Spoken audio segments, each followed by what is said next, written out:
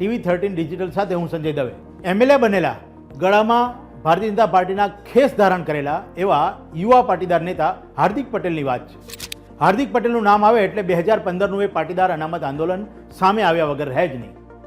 એ આંદોલનનો સમય, જે પ્રકારે આખું વાતાવરણ બન્યું હતું, ગુજરાતમાં જે રીતે તમામ જગ્યાએ આંદોલનની અસર પહોંચી હતી, એ જોતાં એટલું કહી શકાય કે હાર્દિક પટેલને લઈને એક મેસેજ વાયરલ થયો છે. અને એ મેસેજ અન્ય કોઈનો નહીં પણ એક પોલીસ અધિકારીનો છે.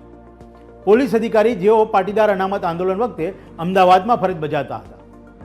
એમની ફરજ બજાવતા સમયે એવું કહેવાય છે કે એક ભારતીય જનતા પાર્ટીના ખૂબ મોટા નેતાએ, જે એમને ઈશારાથી એ પોલીસ ઇન્સ્પેક્ટર દ્વારા ખૂબ મહત્વનું અને ખતરનાક કામ કરાવેલું, અને એ કામ હતું પાટીદાર સમાજના લોકો ઉપર લાઠી વરસાવવાનું, એમને ગાળો ભાંડવાનું અથવા એમને કોઈ પણ રીતે ડરાવવાનું, ધમકાવવાનું. હવે એ જ પોલીસ અધિકારી હાર્દિક પટેલના વિરમગામમાં ટાઉન પીઆઈ તરીકે ફરજ બજાવે છે. અને વાયરલ મેસેજ પ્રમાણે જો વાત કરીએ તો આ સમગ્ર વાત એટલે કે પીઆઈના વિરમગામના પોસ્ટિંગની હાર્દિક પટેલે માંગણી કરી હતી. ત્યારે એક તરફ પાટીદાર સમુદાયની વાત છે, પાટીદાર સમાજની વાત છે, પાટીદાર યુવાનોની વાત છે અને પાટીદાર લોકોને ધમકાવ્યા હોવાની વાત છે. ત્યારે શા માટે એ પોલીસ અધિકારીને આવું પોસ્ટિંગ આપવામાં આવ્યું છે? અને એ પોસ્ટિંગ પણ પોતે માંગીને કરાવેલું છે. આ સમગ્ર બાબતે ચર્ચા એવી ઉઠવા પામી છે કે જે તે સમયે પાટીદાર અનામત આંદોલન વખતે એ અધિકારીના તમામ આરોપો સાચા ઠર્યા હતા અને એમને સાઇડલાઇન કરવા માટે, એમને છુપાવવા માટે આણંદ પોસ્ટિંગ આપવામાં આવ્યું હતું.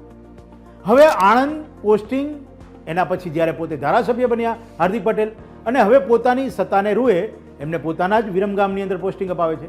સમગ્ર મામલાને લઈને ઉઠેલી ચર્ચા, અને એમાં કેન્દ્ર સ્થાને હાર્દિક પટેલ, એટલે સમાજની અંદર ચર્ચા તો થવાની જ.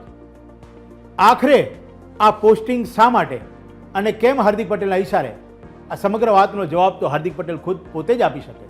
અત્યારે એ પીઆઈ પોતે વિરમગામમાં પોસ્ટિંગ કરીને પોતાની ફરજ નિભાવી રહ્યા છે. ત્યારે ક્યાં ગયો સમાજ, ક્યાં ગઈ એ વાત, ક્યાં ગયો પાટીદારોનું સન્માન? અને જે કંઈ વાત એ વખતે બની હતી તેની જ્યારે લીડરશિપ લીધી હતી એ વાતનું શું? કદાચ રાજનેતા બન્યા પછી દરેક બાબત ગૌણ થઈ જતી હોય છે. એ સમાજ હોય કે પરિવાર, કદાચ આ એનું ઉદાહરણ છે.